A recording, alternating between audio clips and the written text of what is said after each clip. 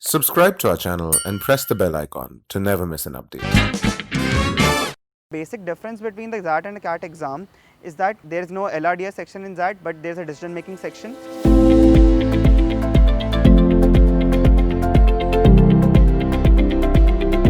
My father is also a dentist, and all throughout my childhood I had seen the kind of respect and kind of work he was able to do. Actually, I naturally tried to follow his footsteps.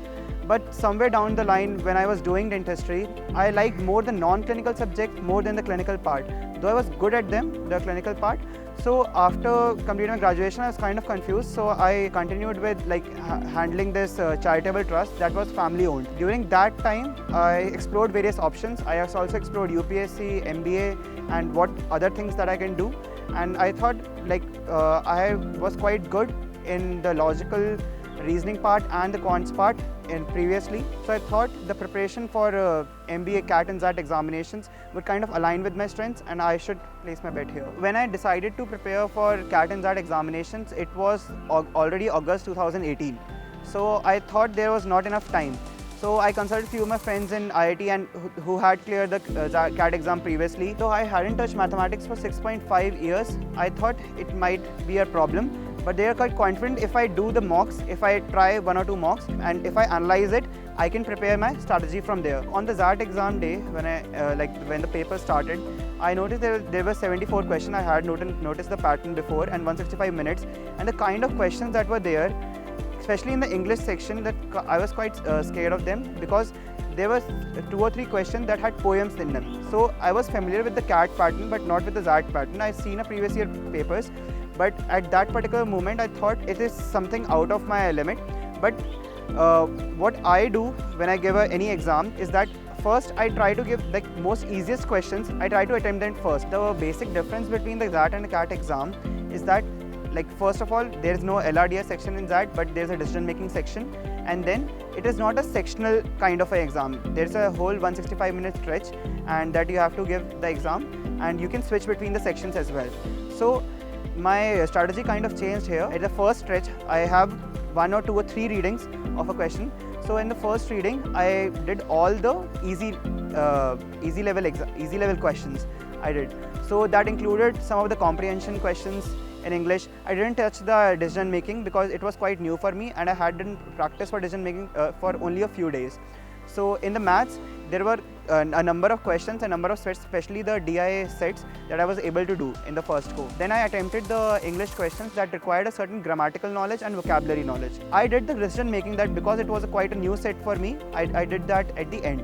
I was reading all the sets of the decision making and just trying to attempt at what would the most ethical and business efficient solutions out of the given. Immediately after the exam, I knew that I attempted quite a lot of number of questions, and actually there was a point that at the end of exam I had 5 to 10 minutes left after I attempted all the questions.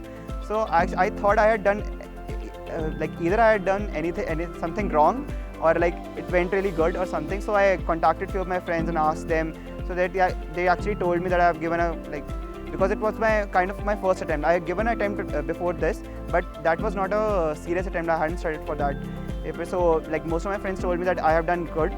So then I checked on a few of the websites that were available that we had to upload our answer keys on, that I had performed actually well. In my first attempt for XAT, I scored around 92 percentile. Actually, when the XAT result came, I enrolled myself in a GDPI course from a coaching institute because I had scored a good percentile in CAT, 99.37. So I was confident of getting a few calls from there. So actually I was in the coaching institute. When I reached the coaching institute, I had a morning 9 a.m. class when somebody told me that the XAT result has come out. I didn't know before that. A mentor had been allotted to us from the coaching institute for our preparation. So I was kind of scared, frightened, but there was a mix of emotions. So I went to my mentor and checked my result with him only.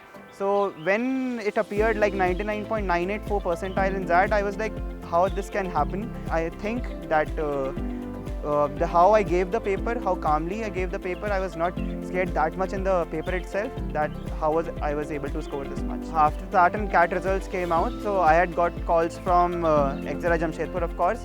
I am Lucknow, I am Kozhikode, I am Indore, IIM Shillong and other IIMs as well. I didn't get a call from Ahmedabad, Bangalore or Calcutta. It was quite surprising not to get a call from ABC because I thought I was a diversity candidate being from a medical background. But I still have good number of calls that I thought I hoped that I would be able to convert one of them. My first interview was IIM Shillong and I had prepared quite well for it. It was in Delhi only. It was one of the Mantras hotel in Delhi. And it went really good. There were two professors. First there was case-based GD that had the case was quite long and we had only 3 minutes to read it. I wasn't able to read the whole case in that IIM Shillong. But the interview went really well. They asked me about my background. Of course, in most of the interviews they asked me, except for IIM Lucknow, that why I am changing my field from dentistry to management. So I had an answer prepared for it because I anticipated that this question can be asked. So I prepared this question with my mentor in the coaching institute itself. The starting 30 or 40% of all the interviews went really on the expected lines. Most for Shillong as well, Indore as well, Kozhikode as well. Not for Lucknow, but that story would come later. The Shillong interview went really well in that sense. They asked me about my background. They picked one of the subjects in my mark sheet of my graduation and asked me about that. So the professors were quite knowledgeable and they will know this much in depth about the dentistry, but they actually knew. And they asked me a lot of questions relating to healthcare sector in India, how it is performing, Ayushman Bharat scheme and that all. CAP interview went on the same lines as Shillong. Actually the Kozhikode interview was quite surprising. After the initial questions that why the shift in this and that, they asked me questions about what do you know about the place Kozhikode. They asked me about Delhi. And they asked me about economics. They were asking me, in many of the interviews, the professors were asking me about economics and maths. So I was really surprised that why were they asking me these questions? They know I am from the medical background. I had barely studied for, I had studied for mathematics only for this CAT and ZAT, and they were asking me how to solve 3 equations in 3 variables using a matrix, and how can you use double differential, what is the difference between summation and integration. So I actually went to my mentor and asked him. So he told me that they were actually asking these questions because they want to know if you are capable of doing the MBA program, that you might get into the MBA program because of the diversity, because of the interview skills, because of your other quant, DI and verbal ability skills, but will you be able to survive the MBA hectic? Because I have realized it at XLRI that the amount of mathematics that is required is quite of a high level here, and it's just not like that. And so they were asking me these questions. The Kozhikode interview actually took the direction of economics and in depth, because actually I was also talking about it. I read a book about Keynesian economics and everything, so they went quite deep into it. It was my best interview, the IIM Kozhikode interview. The XLRI interview, actually I scheduled my HR interview before the BM interview just to get a feel of it. GD of XLRI BM was very competitive, to say the least. The HR GD was not that competitive. It was about alcohol prohibition, and I was able to perform well in that because I had read books and articles about alcohol prohibition. But the BM GD was on the abstract topic lines. So they were asking me what is more important, good position in the society or good moral character. Everyone had an opinion, and there were 2 or 3 people who were almost fighting in the group, and I thought that I won't be able to make it because I was just able to make 2 or 3 entries in a 25-minute session, but they were good entries.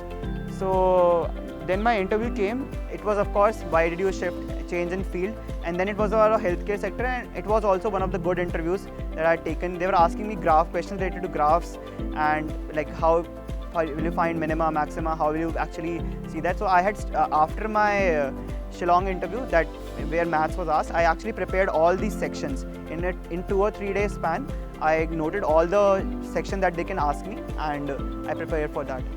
So I was able to answer those questions in XLRI interview.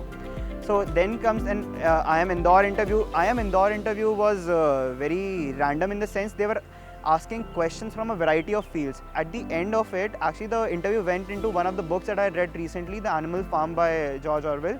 So they actually asked me that which polity book did you read, because I told in my hobbies that I'm interested in reading books related to polity and international affairs. So they asked me which was my last book, which was my favorite book. So I said my favorite book was India After Gandhi, and my last book that I read was Animal Farm. So they were really impressed that I had said that old a book I had studied that older book and I was interested in that. So they asked me about Animal Farm, that which character was what and which character represented and what was that book actually about. So, and they asked me a lot of GK questions. They listed around 4 RBI governors, and they actually mentioned the name of Mr. Manmohan Singh. So they were trying to actually confuse, and they were very typical questions. They asked me the name of the first RBI governor. So you cannot actually expect, be certain what they are going to ask in the interview. So it went good. I didn't convert IIM Indore, but the interview went quite good. Before FMS, the last interview was among the IIMs was IIM Lucknow.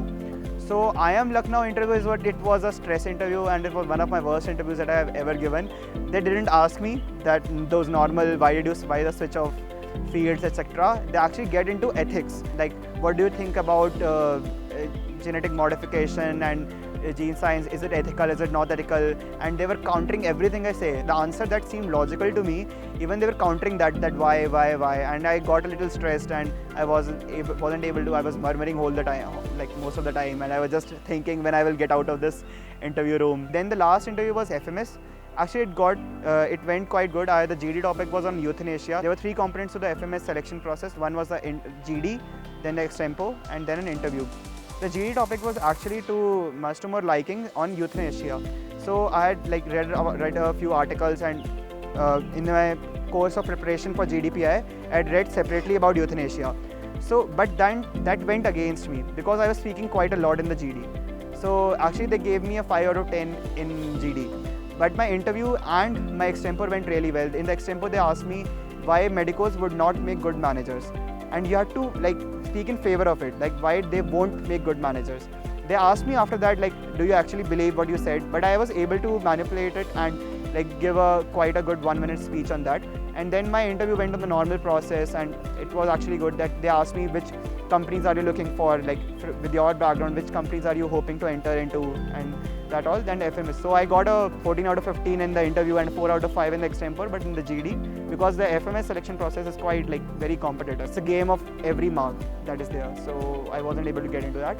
So Excelrai for me was the first result that came out. I didn't know that the result will come out so early or so late. I wasn't expecting, and that there was some problem on the website and the results weren't coming at once and everything. When somebody told me that they have got the result, so I was checking in every 5 minutes or so. It had been a very long journey from all the way from August that I made this switch, and I wasn't really sure that I should get into it or not. And that was the culmination point of it, because it was my best call that I had, Excelrai. And it was, and I had heard so much about the institute and everything. And when the result actually came out, it was very excitement. I just ran to my parents and told them. I called my sister in Canada, I had got into Excelrai, and it was a very happy moment, because the best college that I wanted to get into, I had got into that. What approach I followed for interview was that in most of the interviews they asked, tell me about yourself. So in my tell me about yourself part that I prepared for myself, actually I hope that the interviewers will ask from that. So one of the things that my tell me about yourself highlights is the healthcare, because I was also working in an NGO. I had this BDS background and everything.